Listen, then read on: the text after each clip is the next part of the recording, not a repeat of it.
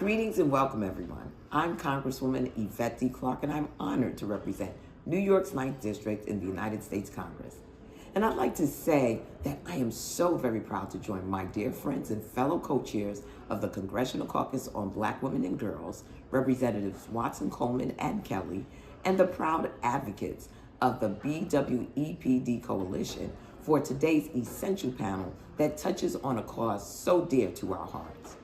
As we recognize this Black Women's Equal Pay Day, we do so to magnify the countless socioeconomic hurdles and hardships confronting Black women every time they try to take their well-deserved seat at the table.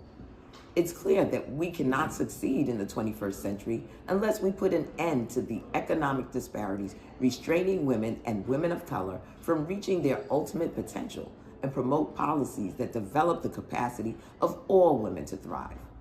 Earning just 69 cents on the dollar, the pay gap experienced by Black women compared with their white, non-Hispanic male counterparts in the workforce is America's widest, most devastating pay gap.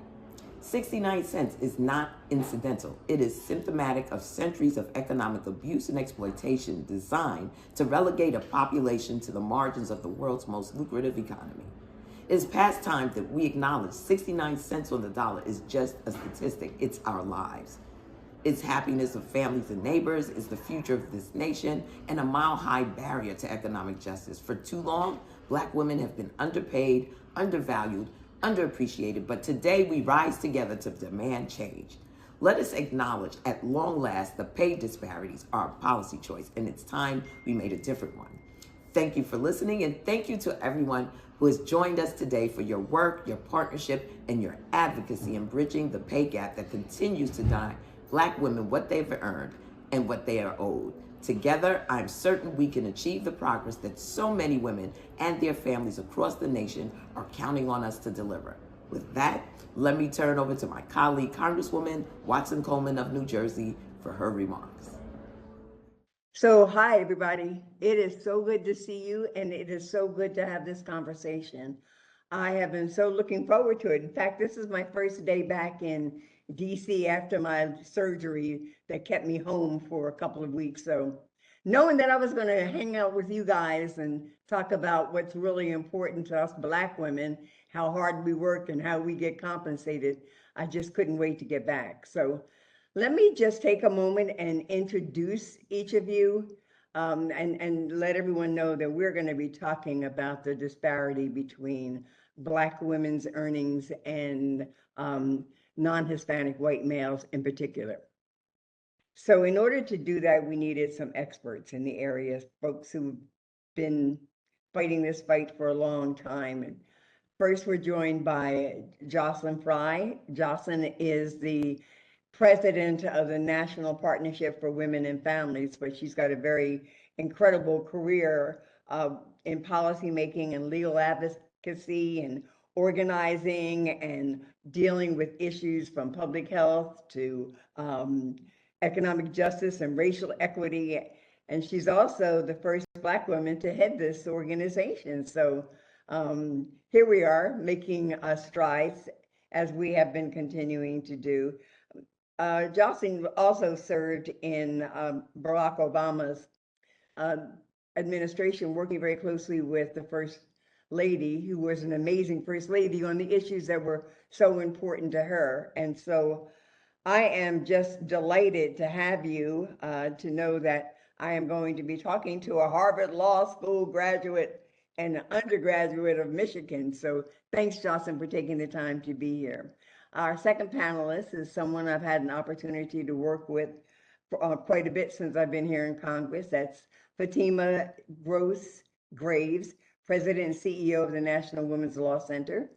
In addition to that, she's an expert in law, policy, and cultural change, and she's always fighting for gender equity and racial equity and just equity in general.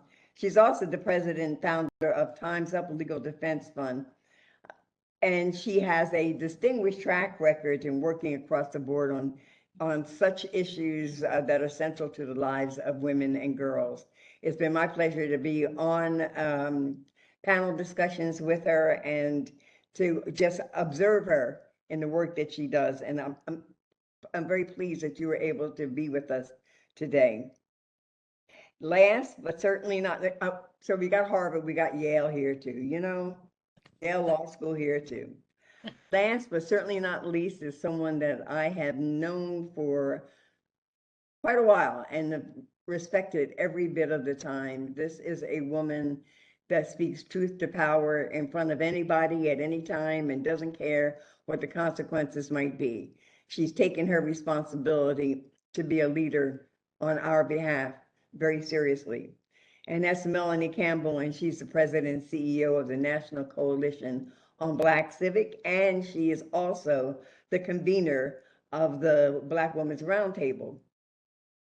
I don't know where you can look and not see Melanie, whether it's with Al Sharpton or former First Lady Melanie, former First Lady Michelle Obama, or just at our events, whenever we need to have someone standing up strong for issues that are so important. It could even be in the rain. She's had me outside in the rain in front of the Supreme Court. So we know that Ms. Campbell is quite a trooper, a leader, and she also is a follower when she needs to be. She holds a degree in finance and administration from Clarke, Atlanta, but she's also a resident fellow alumna of the John F. Kennedy School of Government Institute of Politics in Harvard. So I am just absolutely amazed that I could get the three of you together at one time to talk about this issue of Black women and the disparity in our income, irrespective of our ability, our education, our readiness. I also want to take this opportunity to thank one of my co-founders, Congresswoman Yvette Clarke from Brooklyn, for the remarks that she has presented, yes, as part of this discussion. I want to, since we don't have a whole bunch of time, I'm going to ask if we can just get into some questions, some discussions.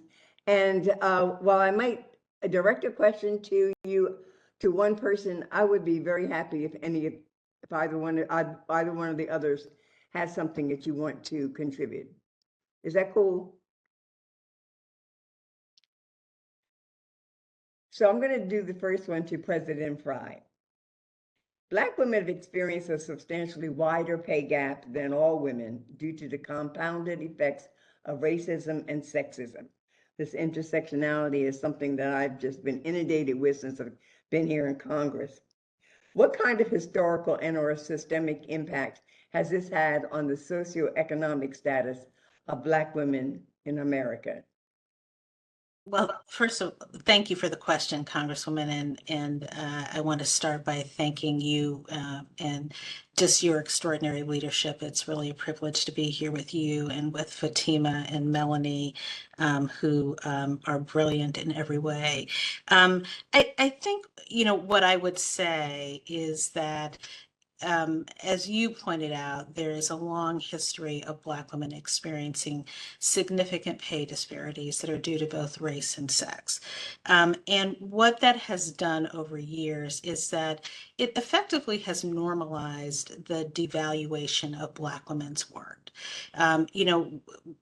Often when people talk about the pay gap, they talk about the gender pay gap, and they don't hone in on the fact that women of color, not only Black women, Latinas, some Asian and Pacific Islander and Native women, have a larger gap. They don't really hone in on those pieces. People talk about the gender pay gap, writ large. And it is often the case that people miss the fact that race also is a driver of the pay gap. And as a result, we have conversations about the pay gap that aren't precise enough and direct enough to really address the race and gender biases that are driving Black women's pay.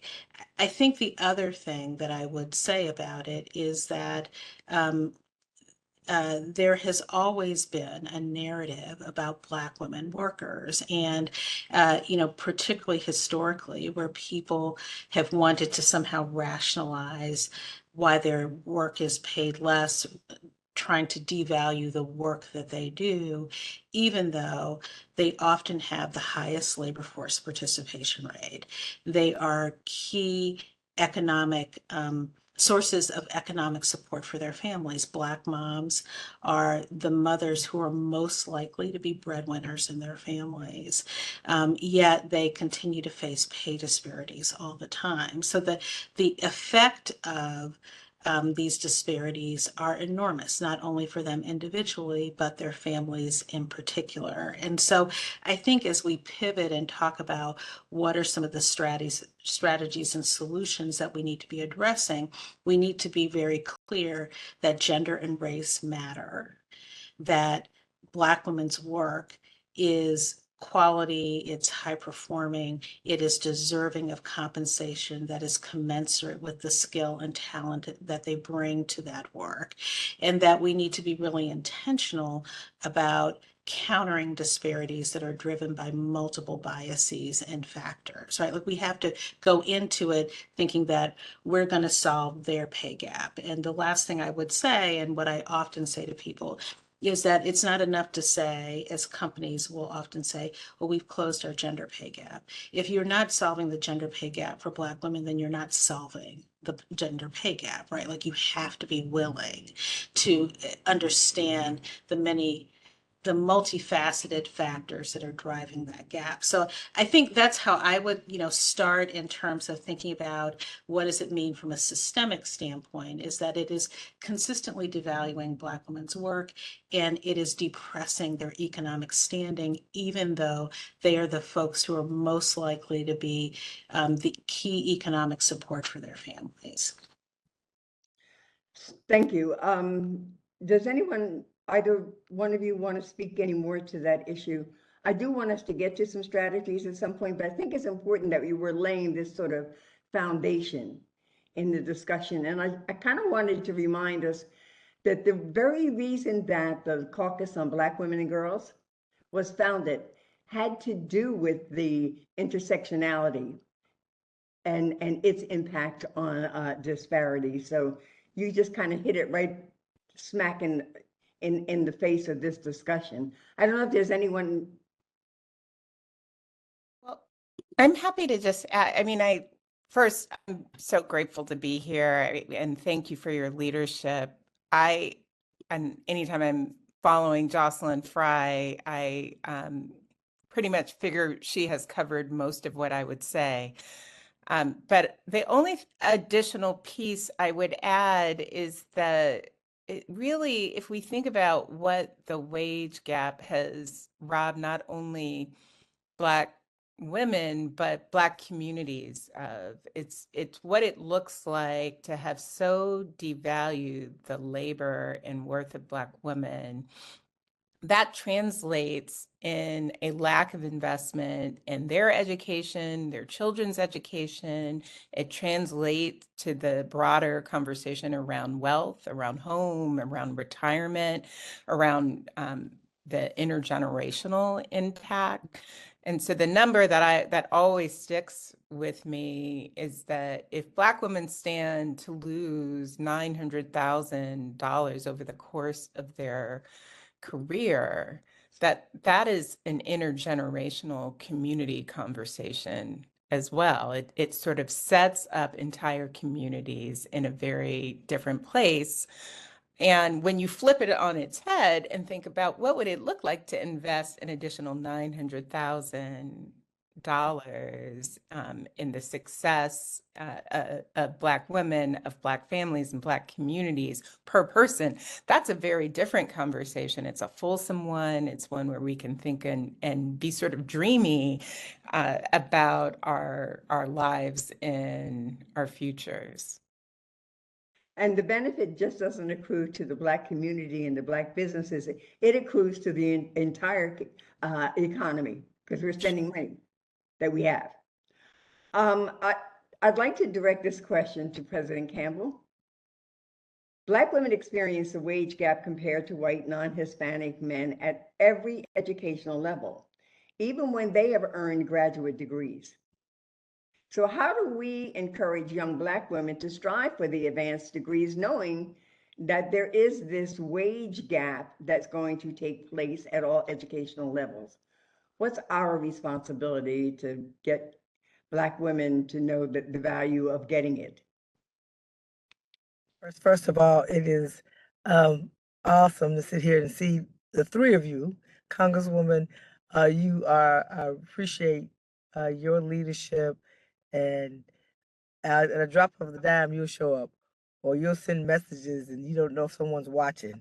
And I don't want when you send those messages of encouragement, it really makes a difference. And of course, my sisters in this movement, who they're my go-to on all things data, especially Fatima, Jocelyn, right? Like I don't even try to say that's my strength. I have the data, but she has it in a whole nother way. And then the things that you do, Fatima, to fight, especially from a judicial level. If Fatima says we need to weigh in, I don't question it. Now I don't do that with everybody. But to your question, Congresswoman, one of the big things is that that question just has a flashback for me when I think about the cost. A lot of times, it's the cost of education that impacts. Like, why does it matter? I take on this student loan debt, and I'm still not going to make the same amount as a man to my with all of my experience. We know Black women are we are the highest when it comes to getting these degrees and all these things. Yet education still matters, and getting a door open for you to have the even opportunity to be able to make not just a basic living, but a living that you can aspire to build wealth for yourself and family. One of the other things, just to share with where possible, especially with the increase in union growth in this country for Black people, for Black women. We know the data shows that if you're a part of a union, you have a better chance of making a higher income in the income bracket. But then, of course, there's public policy. We know, and we know you all are fighting the fight inside of the bowels of Congress every day, trying to find ways to pass such things as the Paycheck Fairness Act. There's so much that needs to happen. And in the midst of where we are now, we know, excuse me, that the research that we released a few months ago with our Black Roundtable Essence poll went from uh, uh, racism and discrimination being highest to now uh, the income gap, the wage gap. My paycheck doesn't make it all the way through.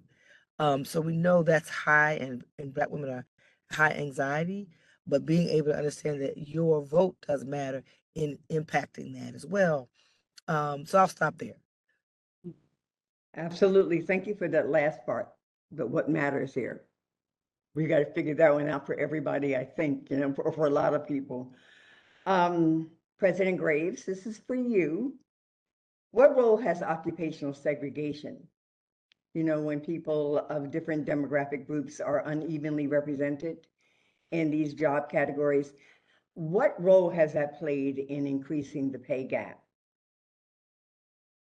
Yeah, and I just have to say one thing in response to what Melanie said. Talk about if somebody sounds the alarm or signals, you just show up and don't ask that many questions. So grateful to be with all of you.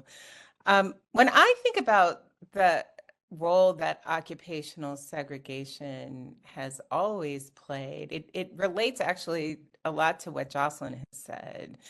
And that is in part because the work and labor of women generally in this country, but Black women in particular, has always been segregated. There are whole jobs that are disproportionately and longstandingly held by Black women.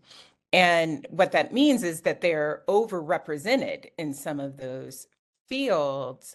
And Black women are overrepresented in jobs that pay low wages. And they also are underrepresented in jobs that pay higher wages. They account for 6% of the overall workforce, but over 9% of the workforce that makes up the lowest paid fields, and only 3.5% of the workforce for the highest paid occupations.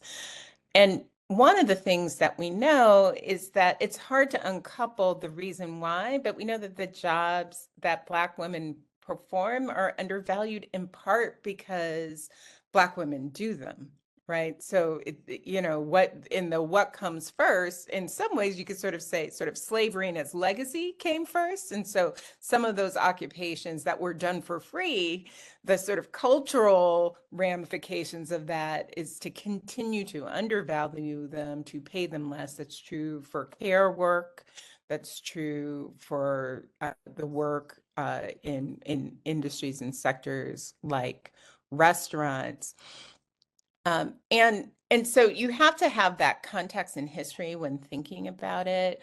The other thing is, even when you compare pay within occupations, Black women face a wage gap in each of the 10 occupations where they are most likely to work. So in other words, even when you look at Black women making less in these lower paid fields, even in those fields, they make even less, right?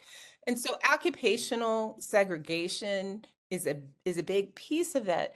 The other point I just want to name is, and there's been a lot of reporting around this, around Black women having larger, especially in recent years, educational gains.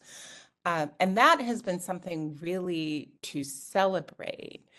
And at the same time, you find that this occupational segregation piece remains consistent, that even when Black women, that there's not like a learning out of some of what's happening with the pay gap and with occupational segregation. You actually have to address some of these structural problems. Each individual on their own figuring out is not the solution. Yeah, we can look to one of the highest positions in the entire country with a person who has a law degree and an undergraduate degree and a whole bunch of experience. And there's still questions about that person being ready. No question. That person being ready. I think that's one of the things that offends me the absolute most right now. Go ahead.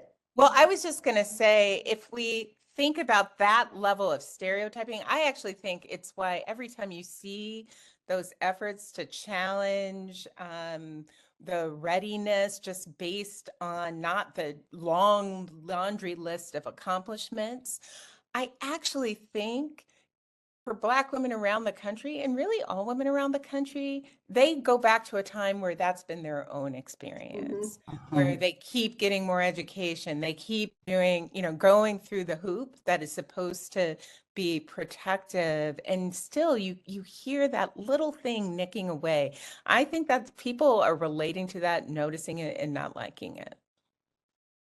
Well, I think, I will say, I really agree with what Fatima said. And Congresswoman, I think something you said earlier really stuck with me, because I think what we have to keep coming back to is that there are multiple things driving the wage gap. And we have to be really clear about what those factors are. Some of it, certainly occupational segregation. Some of it is that women generally, not only Black women, but women generally tend not to have access to care supports, and they have caregiving responsibilities. And some of it is discrimination and just, the reality that people expect to pay Black women less, and they think their work is worth less.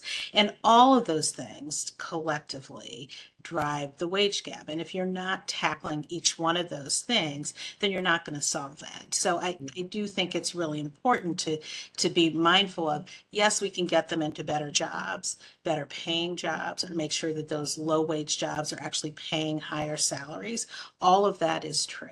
But we also need to grapple with the fact that people just discriminate, right? Like they just think that they can pay them less, and that even despite qualifications and all of the things, that their work is less valuable. And so we have to be willing to confront it and combat it and push back on that too.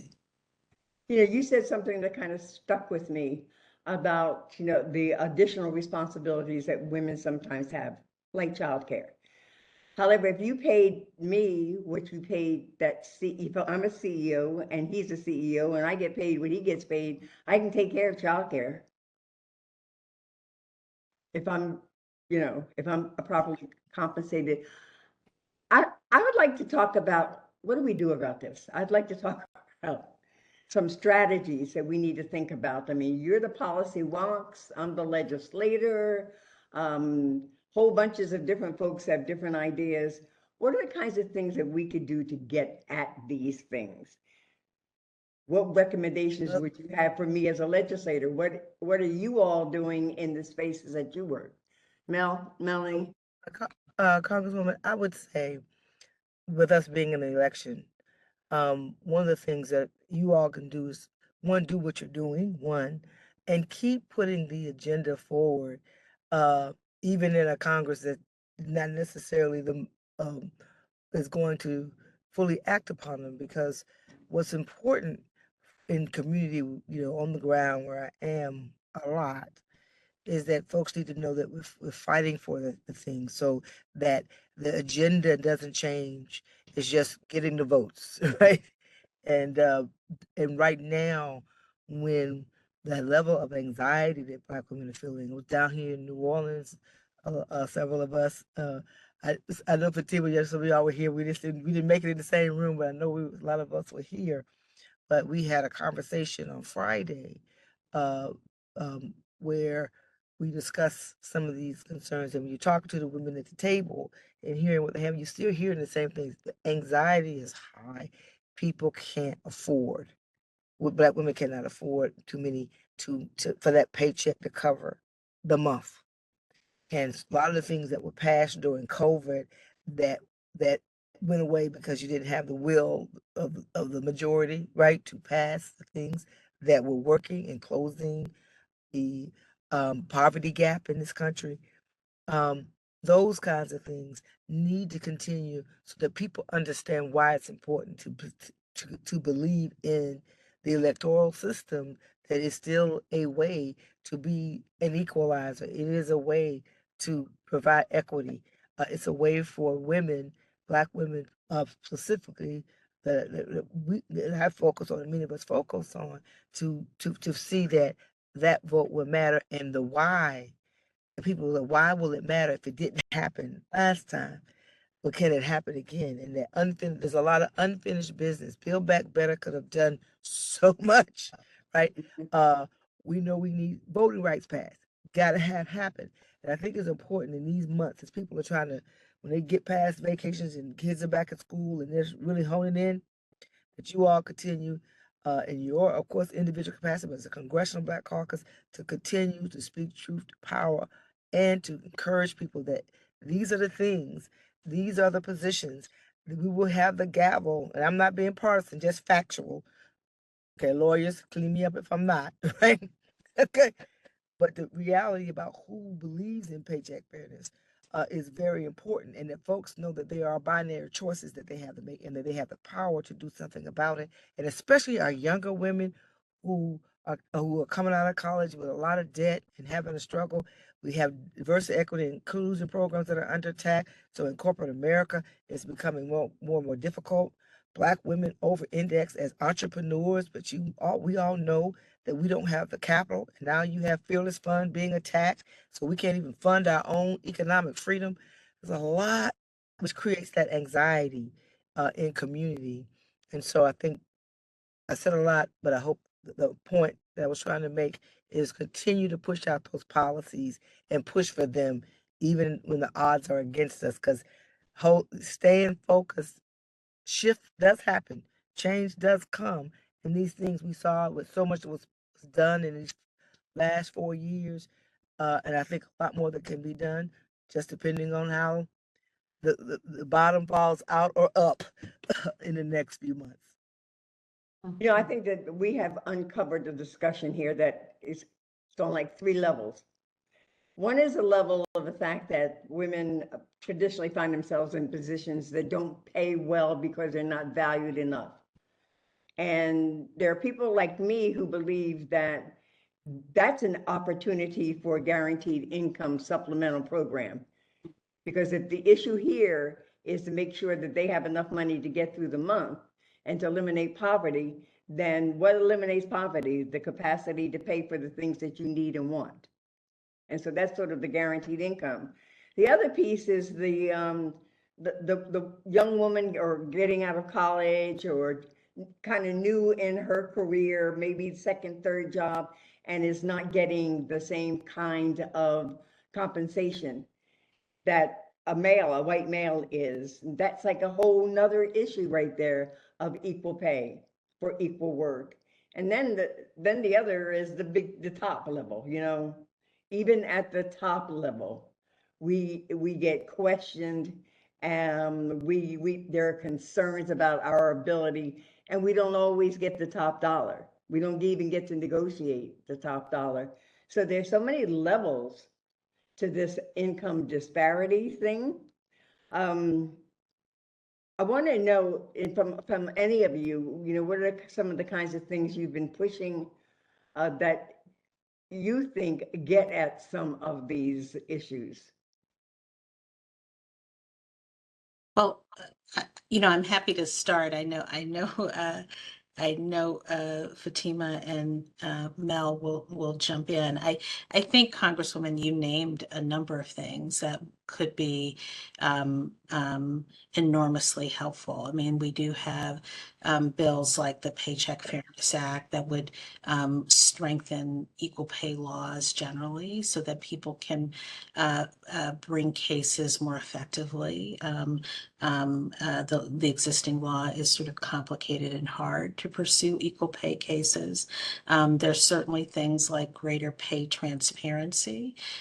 Just the example that you used with the young person getting out of college, there are certainly communities now and companies that have pay transparency, so you can actually see salary ranges that are available. I think that it's important to remember, even with some of the legal policy changes that we support, you also need to make sure that the relevant enforcement agencies have sufficient resources to do the investigations in different sectors and jobs and industries to hold employers accountable. The last thing I would say is policy solutions is going back to the earlier part of the conversation. Discrimination is a piece of it, but it's also about recognizing that part of the reason that women workers, generally speaking, are in and out of the workforce more frequently is because they have caregiving responsibilities. So care supports like access to paid leave, investments in childcare and home care, those sorts of things are incredibly important to enable women workers, including Black women workers, to manage their care responsibilities and not sort of sacrifice their income. So all of those are policy strategies worth considering. You know, the only other thing I want to add, because I think Jocelyn really outlined kind of an agenda, right?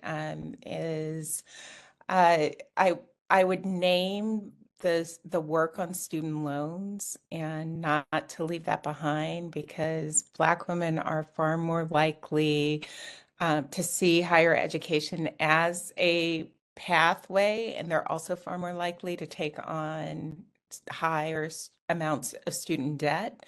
They're more likely to go to school when they already have children, and so their needs are different, and it means, again, they're taking on on more debt. So that's one thing. And then the second thing, I was in and out of Essence Fest, barely got to see many people because I went to a family reunion actually. But when I was there on the ground, I just want to echo what Melanie said. The anxiety was heavy. People were feeling it and naming it, sort of looking me in the eye around this time. And part of it is, the irony is last week, we also marked the 60th anniversary of the Civil Rights Act and how it is that 60 years later, when we should be having a robust celebration of this country's commitment to equality in every institution, to racial justice and gender justice in every institution. And instead, people are hearing the scary rhetoric, the anti-DEI. They're afraid about cases coming out of the courts, like the Fearless Fund decision and others. And I think Congress leading here and being really, really clear that they are on the side of equity and justice and those basic foundational principles through the approach they take in the law, but even their actions, that not cowering and shying away at a time when extreme forces are trying to make us all afraid for our futures. That leadership, and you are always there. You are always there, Rep. Bonnie, like out there, clear and unafraid and leading. And we need those voices. I saw it in people's eyes this week. We need it. So I want to ask you and Melanie in particular this, because you were confronting these people who were manifesting this anxiousness. Is the anxiousness about what's going to happen in 2 months? Is that where the anxiety rests? No, it's a part of it now Uh-huh. because that was the angst in March, in Uh-huh. February. It was the angst. And so what's exacerbated in this space is kind of what's happening on the um, electoral front for sure. But when the dust settles, and that was in Macon, a week before that down in Macon, um, and last Friday and Saturday with Helen Butler and everyone down there. And you heard it there.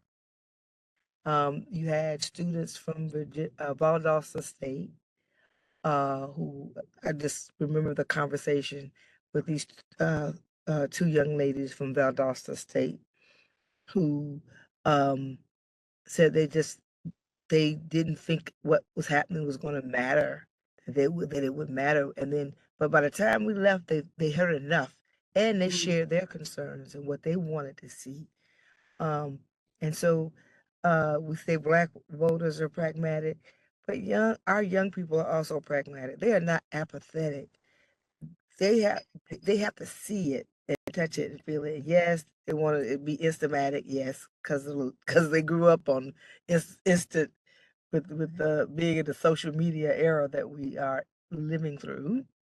But they got to see it, and so some of them know that if they didn't get it, some of their friends got student loan debt relief, right? But there's a level of anxiety about what's going to happen, learning about things like the 2025 plan and being able to understand that one of those things in the 2025 plan is get rid of the Department of Education. So how you going to get a Pell Grant, let alone a student loan, and to be back into predatory lending, right?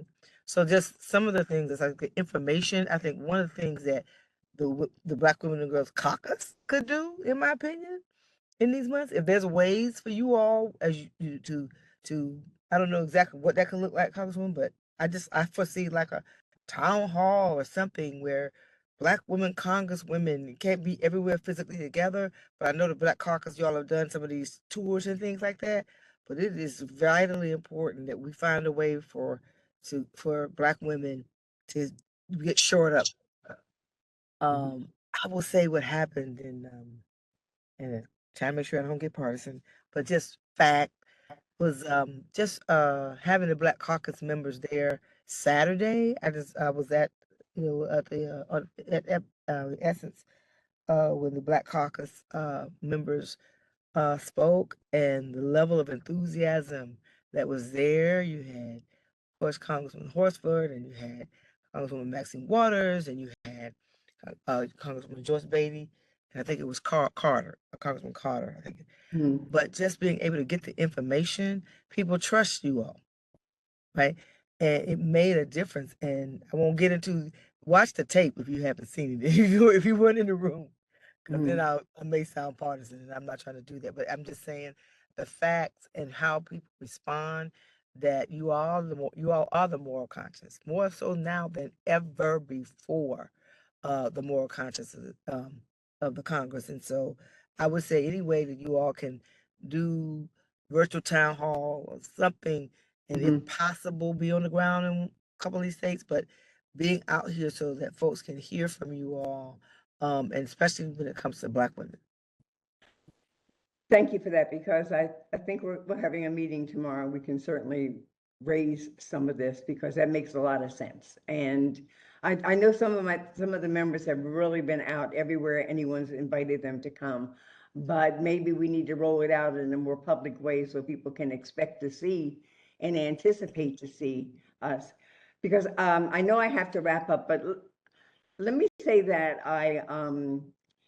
what you all raised as sort of the landscape, and then built upon the landscape, the anxieties and the barriers and the things of that nature, really represent the binary choice that we have. Our issue has a lot to do with getting that information in hand and usable, digestible, and not try to overcome people with tombs of information. Wherever you have ideas on that, we'd be grateful to hear it, because we want to get out. I mean, we know people use 30-second sound bites and they don't care if they're true. Well, we need to have truthful 30-second sound bites that are resonating and people are hearing over and over and over again, simply because they need to figure out how do they eliminate barriers to disequal pay? How do they eliminate barriers to educational costs that are just prohibitive and not getting any relief? Even though you go into public service, you still don't get any relief. Or how we ensure that my granddaughter is going to be able to vote the way I was able to vote when it's her turn. So I really am I'm very grateful for your time. We only touched the surface. I'd love to have discussions later on, but I have a responsibility to kind of kick it over to our other co-founder of the Caucus on Black Women and Girls, Robin Kelly from Illinois, because she has something that she wants to share. I thank you for the work that you do. You're amazing women, and I just feel very honored to be able to have this conversation with you.